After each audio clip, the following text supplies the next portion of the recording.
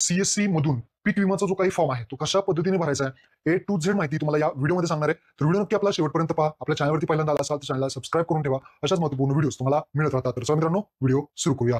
सर्वात प्रथम तुम्हाला या वेबसाईटवरती यायचं आहे pmfby.gov.in. या वेबसाईटची लिंक तुम्हाला डिस्क्रिप्शनमध्ये दिली आहे. शेअरसाठी इन्शुरन्स प्रीमियम कॅल्क्युलेटर या बटनावरती यायचं आहे. इथं आल्यानंतर सगळ्यात पहिल्यांदा सीझन, इयर आणि स्कीम निवडायची आहे. ज्यामध्ये खरीप 2025 इयर स्कीम आहे प्रधानमंत्री फसल बीमा योजना. त्यानंतर स्टेट आपलं महाराष्ट्र स्टेट, तुमचा जिल्हा यामध्ये जो काही तुमचा जिल्हा आहे तो सिलेक्ट करा. त्यानंतर क्रॉप म्हणजे पीक, शेतकरी जे काही पीक घेणार ते पीक इथे निवडा आणि शेतकऱ्याची जी काही जमीन आहे, जे क्षेत्र आहे ते इथे टाकायचं हेक्टर किंवा आरमध्ये. आणि त्यानंतर खाली कॅल्क्युलेट पर्यायावरती क्लिक करायचं. जसं तुम्ही कॅल्क्युलेट ऑप्शनवरती क्लिक करा तर इथे दाखवलं जाईल की त्या जिल्ह्यांमध्ये त्या पिकासाठी कोणती कंपनी आहे आणि ती कंपनी तुम्हाला नुकसान भरपाई झाल्यानंतर पैसे देणार आहे म्हणजे शेतकऱ्याला. तर ती कंपनी सुद्धा शेतकऱ्याला सांगा. आणि ते आहे प्रीमियम पेड बाय फार्मर. इथे जे काही अमाऊंट दिसते ती तुम्ही शेतकऱ्याला सांगायची आहे की एवढे पैसे तुम्हाला भरायचे आहेत. सम इन्शुरन्स जे अमाऊंट आहे ती म्हणजे नुकसान झाल्यानंतर जी काही भरपाई मिळू शकते ती एवढ्या पैशापर्यंत पैसे तुम्हाला भेटू शकतात असं शेतकऱ्याला तुम्हाला सांगायचं आहे. तशाच पद्धतीने तुम्ही प्रत्येक पिकाचं जे आहे ते सम इन्शुरन्स आणि शेतकऱ्यांनी किती पैसे भरायचे हे रक्कम तुम्ही इथे काढू शकता. अशाच पद्धतीने दुसऱ्या पिकाचं सुद्धा पाहू शकता. प्रीमियम पेड बाय फार्मर म्हणजेच इथे आपल्याला शेतकऱ्याला किती पैसे भरायचे ते तुम्हाला एकदा समजलेलं आहे. आता आपल्याला होम पेजवरती यायचं आहे आणि आता आपल्याला सीएससी लॉगिन करायचं. सीएससी लॉगिन करण्यासाठी या वेबसाईटवरती येऊन तुम्हाला इथे ऑप्शन दिलेला आहे एनरोलमेंट पार्टनर्स, यावरती क्लिक करायचं आहे. खाली सीएससी ऑप्शन दिसेल त्यावरती क्लिक करायचं आहे. त्यानंतर तुमचा जो काही सीएससी आयडी आहे तो टाकायचा आहे, पासवर्ड तो टाकायचा आहे आणि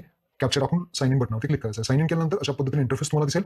यामध्ये आपल्याला सर्वात पहिल्यांदा महाराष्ट्र स्टेट इथे निवडायचं आहे. इथे पहा वरती स्टेट महाराष्ट्र इथे निवडा. महाराष्ट्र निवडल्यानंतर इथे पहा आपण स्टेट, इयर, सीझन महाराष्ट्र 2025 खरीप आणि प्रधानमंत्री फसल बीमा योजना चूज हेच आपल्याला सिलेक्ट करायचं आणि सबमिट करायचं आहे. व्यवस्थित तिथे सिलेक्ट करायचं आपण कुठल्या स्कीमला अप्लाय करतोय हे पाहायचंय, नाहीतर दुसऱ्या स्कीममध्ये अप्लाय करून टाकाल. तर इथे ही स्कीम, त्यानंतर ऍप्लिकेशनवरती ऑप्शन दिसतोय तिथे न्यू दिसे बटन तिथे यायचंय आणि त्यानंतर ऍप्लिकेशन फॉर्म हा ओपन करायचा आहे. ऍप्लिकेशन फॉर्मवरती क्लिक करायचं आहे. क्लिक केल्यानंतर ऍप्लिकेशन फॉर्म आता ओपन झालेला आहे. एक स्टेप आपण इथे पाहणार आहे. पहिली स्टेप आहे ज्यामध्ये तुम्हाला ही स्कीम कोणती आहे ते बघायचं आहे. यामध्ये बँकेचे डिटेल्स, स्टेप फर्स्ट इथे बँकेचे डिटेल्स शेतकऱ्याचे भरायचे आहेत. शेतकऱ्याचा बँकेचा जो काही आयएफसी कोड आहे तो आपल्याला इथे येस करायचा आहे आणि इथे आयएफसी कोड टाकून घ्यायचा आहे. येस करून शेतकऱ्याचा आयएफसी कोड टाका आणि व्हेरीफाय बटनावरती क्लिक करा. व्हेरीफाय केल्यानंतर स्टेट, डिस्ट्रिक्ट, बँकेचं नाव, बँक ब्रँच नाव सगळं ऑटोमॅटिकली इथे येईल. त्यानंतर शेतकऱ्याचा जो काही अकाउंट नंबर आहे तो इथे भरायचा आहे. सेव्हिंग अकाउंट नंबर असेल तर तोही इथे कन्फर्म करायचा आहे. त्यानंतर check bank details and continue ऑप्शनवरती क्लिक करायचं आहे. बँक डिटेल्स भरल्यानंतर चेक अँड कंटिन्यू केल्यानंतर स्टेप नंबर 2 येते ज्यामध्ये फार्मर डिटेल्स, शेतकऱ्याची माहिती इथे आपल्याला भरायची आहे. शेतकऱ्याच्या माहितीमध्ये सगळ्यात पहिल्यांदा नेम ॲज पर पासबुक, पासबुकवरती जसं नाव असेल तसं नाव, नेम ॲज पर पासबुक तसंच नाव स्पेलिंग सहित व्यवस्थित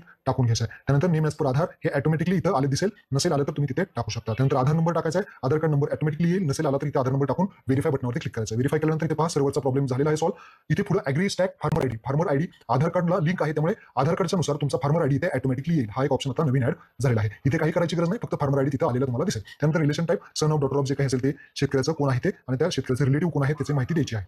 त्यानंतर पुढे तुम्हाला मोबाईल नंबर शेतकऱ्याचा टाकायचा आहे. इथे एकच मोबाईल नंबर एका शेतकऱ्याला चालणार आहे. जो फार्मर आयडी काढताना टाकला असेल तोच इथे टाकला तर बरं होईल. तर फार्मर आयडी इथे व्हेरीफाय वरती क्लिक करायचं आहे. म्हणजेच आपला जो काही फार्मर आयडीला मोबाईल नंबर दिला तोच मोबाईल नंबर टाका आणि इथे व्हेरीफाय बटनावर क्लिक करा, कॅप्चा टाका, व्हेरीफाय करा आणि ओटीपी इथे येणार आहे. जो मोबाईल नंबर तुम्ही टाकला त्यावरती ओटीपी येईल. तो ओटीपी तुम्हाला इथे टाकून घ्यायचा आहे आणि खाली सबमिट बटन दिसेल त्यावरती क्लिक करायचा आहे. मोबाईल नंबर व्यवस्थित टाका कारण डुप्लिकेटचा एरर तुम्हाला येऊ शकतो पुढे.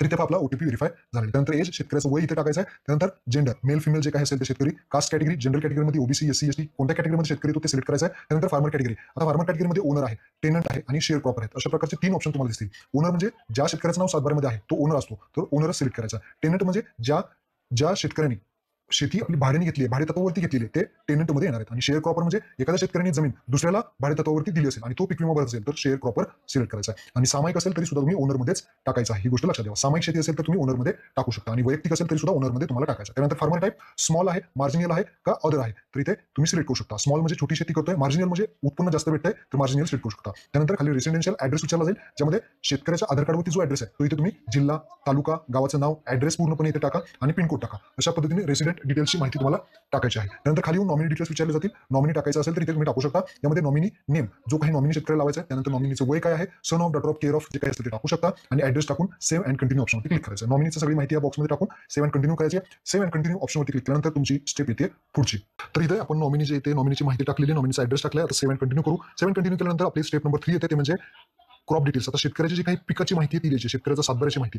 तर आता क्रॉप डिटेल्समध्ये इथे पाहू शकता पहिल्यांदा जिल्हा, डिस्ट्रिक्ट निवडायचं, शेतकऱ्याचा सातबारा पाहिजे, शेतकऱ्याचा सातबारावरती जिल्हा कुठला आहे, तालुका कुठला आहे, रेव्हेन्यू सर्कल म्हणजे महसूल मंडळ म्हणतो तर महसूल मंडळ कोणतं आहे ते इथे आपल्याला टाकायचं आहे. महसूल मंडळ माहित नसेल तर मोठ्या व्यक्तीला कोणाला विचारा, ते तुम्हाला सांगेल. ग्रामपंचायत टाकायचे, ग्रामपंचायत सातबाऱ्यावरती असेल आणि गावाचं नाव इथे सिलेक्ट करायचं ज्या ठिकाणचा शेताचा सातबारा आहे तो. त्यानंतर पुढे यायचं. पुढे आल्यानंतर आता तुम्हाला इथे मिक्स क्रॉपिंगचा ऑप्शन आला. भरपूर जणांचं कन्फ्युज होतं की मिक्स क्रॉपिंग म्हणजे काय. तर एखादं पीक आहे त्या पिकाच्या सोबत दुसरं पीक घेतलं असेल तर त्याला मिक्स क्रॉपिंग म्हणतात. तुम्ही स्क्रीनवरती पहा, हा मिक्स क्रॉपिंगचा फोटो आहे. एक पीक आहे त्याच्यासोबत खाली दुसरं पीक आहे तर त्याला मिक्स क्रॉपिंग. जर असं असेल तरच तुम्ही हा मिक्स क्रॉपिंगचा ऑप्शन ऑन करायचा आहे आणि जे काही मिक्स क्रॉपिंग आहे ते सिलेक्ट करायचं आहे. त्यामध्ये मग तुम्हाला विचारलं जाईल की नंबर ऑफ क्रॉप्स म्हणजे पिकं किती आहेत ते तुम्हाला टाकायचे. ते 1 असतील, 2 असतील, म्हणजे जास्तीत जास्त 2 किंवा त्याच्यापेक्षा जास्त असतील. 2, 3, 4 जे काही असतील ते तुम्ही इथे सिलेक्ट करू शकता. ते पिकं निवडल्यानंतर सोईंग डेट म्हणजे पेरणीची तारीख विचारली जाते. तर ती तारीख तुम्हाला इथे सिलेक्ट करायची आहे. आणि त्यानंतर डिफाईन रेशो विचारला जातो. हा डिफाईन रेशो तुम्हाला आता कॅल्क्युलेट करावा लागतो. यामध्ये तुम्हाला या पिकाचा रेशो टाकावा लागतो. इथे 2 बॉक्स असतील, 3 बॉक्स असतील, तुम्ही जे पिकं निवडले त्यानुसार असतील.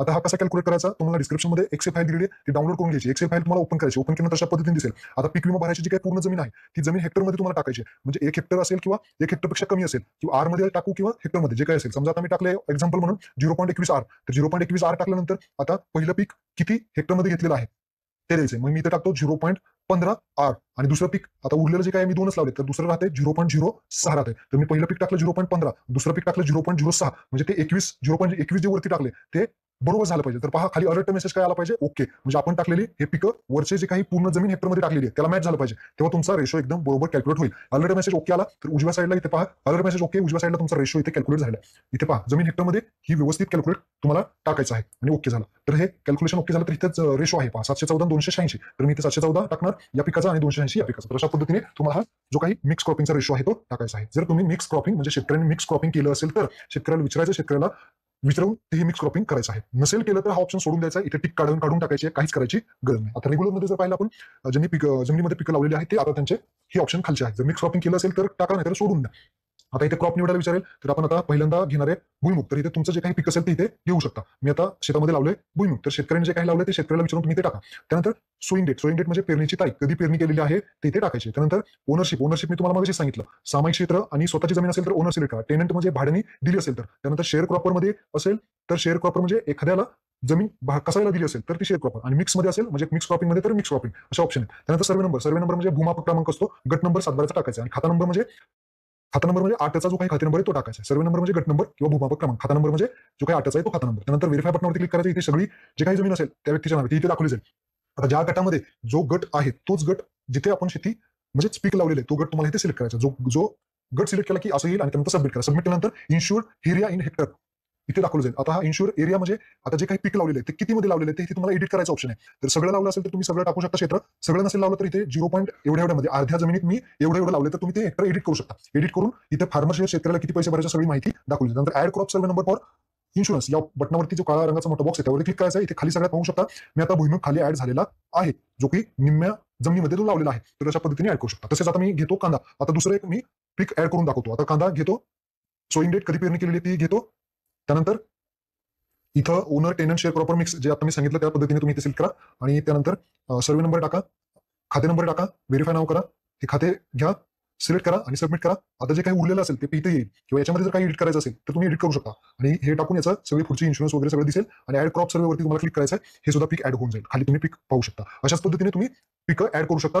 जेवढी पिकं करायची तेवढी ऍड करू शकता. तर इथे मी 2 केलेली आहेत, तुम्ही 2-3 करू शकता. नसेल तर मिक्स क्रॉपिंग असेल तर मिक्स क्रॉपिंगची सुद्धा ऍड करायची. आता 34 स्टेप इथे ऍप्लिकेशन डॉक्युमेंट. आता डॉक्युमेंट अपलोड करायचे व्यवस्थित लक्षात. पहिला आहे पासबुक. हे तुम्हाला पासबुक अपलोड करायचं आहे. 50 केबीच्या आतमध्ये तुम्हाला इथे अपलोड करायचं आहे. 100 केबीच्या आतमध्ये अगोदर बघा, नाहीतर 50 केबीच्या आतमध्ये इथे अपलोड करून घ्या. अपलोड बटन दिसेल, या बटनावरती इथे क्लिक करायचं. तेव्हा ते डॉक्युमेंट अपलोड सक्सेसफुली दाखवेल आणि खाली सुद्धा अटॅच डॉक्युमेंट दाखवेल. त्यानंतर अपलोड लँड रेकॉर्ड. आता लँड रेकॉर्डमध्ये तुम्हाला डिजिटल 7/12 आणि 8 दोन्ही अपलोड करायचे आहेत.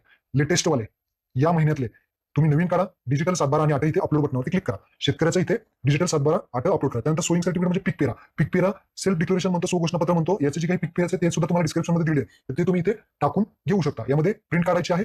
प्रिंट काढल्यानंतर यामध्ये जी काही माहिती आहे ती सगळी भरायची आहे. पेनाने सगळी माहिती, किती क्षेत्र लावलेलं आहे, काय लावलंय, सही करायची, मोबाईल नंबर असेल, कोणकोणत्या गटामध्ये लावलेलं आहे, किती क्षेत्र आहे, सगळी पेनाने माहिती शेतकऱ्याची लिहून घ्यायची. आणि हा पीक पेरा आपल्याला अपलोड करायचा. शेतकऱ्याचं पीक पेरा आहे तर सोईंग सर्टिफिकेट अपलोड करू शकता. आता हे जर वैयक्तिक जर सामायिक क्षेत्र असेल तर काय करणार, सामायिक क्षेत्राला अजून एक सामायिक सहमती पत्र आहे, हे सुद्धा तुम्हाला डिस्क्रिप्शनमध्ये दिले. शेतकऱ्याचं जर सामायिक क्षेत्र असेल तर शेतकऱ्याच्या सामायिक क्षेत्रामध्ये जेवढी काही नावं आहेत ती नावं टाकून त्यांच्या सह्या घ्यायच्या आहेत आणि हे सामायिक सहमती पत्र अपलोड करायचं. इथे नाव वगैरे सगळी माहिती टाकायची आहे. ह्याचं सुद्धा फॉर्मॅट तुम्हाला डिस्क्रिप्शनमध्ये दिले आहे. मग हे पीक पेरा आणि सामायिक सहमती पत्र हे दोन्ही तुम्ही पीडीएफ फाईलमध्ये सोईंग सर्टिफिकेटमध्ये अपलोड करू शकता. आणि जर वैयक्तिक असेल तर फक्त पीक पेरा म्हणजे घोषणापत्र फक्त तुम्ही अपलोड करा. अपलोड बटनावरती क्लिक झालेले. त्यानंतर टेनंट सर्टिफिकेट जे भाडे करारावरती जमीन करतात, ज्यांनी भाडे करार केलेला आहे त्यांच्यासाठी ऑप्शन आहे, ते इथे अपलोड करू शकतात. आता हे सगळं झालेलं. आता खाली डॉक्युमेंट झाल्यानंतर प्रिव्ह्यू बटनावरती क्लिक करायचं आहे. सगळा जो काही फॉर्म भरलाय, जे काही कागदपत्र अपलोड केली, सगळी माहिती तुम्हाला एकदा इथे दिसेल. सगळी माहिती चेक करून घ्यायची आणि खाली सबमिटचं बटन दिसेल, त्या सबमिट बटनावरती क्लिक करायचं आहे. तुमचं काम झालेलं आहे. शेतकऱ्याचा पूर्ण फॉर्म इथे कंप्लीट झालेला आहे. आता एक शेवटची स्टेप येते ते म्हणजे इथे पहा, आता पॉलिसी आयडी जनरेट झालाय, सगळं झालंय. आता फक्त पेमेंट करायचं. मेक पेमेंट ऑप्शनवर क्लिक करायचं. सीएससी आयडीचा इथे पासवर्ड विचारला जाईल, वॉलेट पिन विचारला जाईल. जे काही पेमेंट असेल ते पेमेंट तुम्हाला करून घ्यायचं आहे. आपलं काम झालेलं आहे. आता इथे येणार आहात, आपल्याला प्रिंट बटनावर क्लिक करायचं आहे. इथे जे काही पॉलिसीची प्रिंट आहे ती प्रिंट आपल्याला काढायची आणि ही प्रिंट शेतकऱ्याला द्यायची आहे. अशा पद्धतीने संपूर्ण फॉर्म भरायचा आहे आणि ही प्रिंट दिल्यानंतर शेतकऱ्याला सांगायचं आहे की नुकसान झालं तर त्याची ऍपमधून नुकसान भरपाईसाठी क्लेम करावा लागतो आणि तो क्लेम करायला विसरायचा नाही, अशी माहिती सगळी शेतकऱ्याला द्यायची आहे. आता यामध्ये ते पाहू शकता, आता 6 ऑप्शन आहेत. जसं की पहिला आहे ऍप्लिकेशन, तो आपण पाहिला. पेड ऍप्लिकेशन मध्ये गेल्यानंतर इथे पाहू शकता की आपण भरलेले जे फॉर्म आहेत ते पेड झालेले आहेत का, हे एकदा कन्फर्म करून घ्यायचं आहे, नाहीतर नंतर तुम्हाला प्रॉब्लेम होऊ शकतो. हे बरोबर आहेत का, पेड झालेत का, ऍप्लिकेशन नंबर दाखवेल, इथे प्रिंट करायचे असेल तर प्रिंट तुम्ही इथून सुद्धा परत काढू शकता. पुन्हा बॅकला जाऊयात. आता आहे अनपेड. अनपेड मध्ये ठेवू नका. अनपेड मध्ये भरपूर जण शेतकऱ्यांचे फॉर्म ठेवतात. शेतकऱ्यांचे काय होतं, 12 तासाच्या आतमध्ये जर तुम्ही पेड केलं नाही तर ते फॉर्म डिलीट होतात, परत तुम्हाला भरावं लागतं. रिव्हर्टेड ऍप्लिकेशन मध्ये शेतकऱ्यांचा काही चुका निघल्या तर तुम्ही ते फॉर्म एडिट करू शकता आणि पुन्हा ते ऍप्लिकेशन अप्रूव्हसाठी पाठवू शकता. तर हे अशा पद्धतीचे ऑप्शन तुम्हाला इथे देण्यात आलेले आहे. बॅकला आल्यानंतर अजून ऑप्शन आहेत ज्यामध्ये अप्रूव्ह ऍप्लिकेशन. काही दिवसांनी हे जे ऍप्लिकेशन आहेत ते अप्रूव्ह मध्ये जातील. जर व्यवस्थित भरला असेल तर फॉर्म ते अप्रूव्ह मध्ये जातील, ते इथे तुम्हाला दिसतील. त्यानंतर रिजेक्ट, जर ते परमनंट रिजेक्ट होतील तर हे तुम्हाला या रिजेक्ट ऑप्शन मध्ये दिसतील. अशा पद्धतीने सगळा फॉर्म भरायचा होता. महत्वपूर्ण हा व्हिडिओ होता. आपल्या सर्व सीएससी बांधवांना शेअर करा. धन्यवाद. जय हिंद, जय महाराष्ट्र.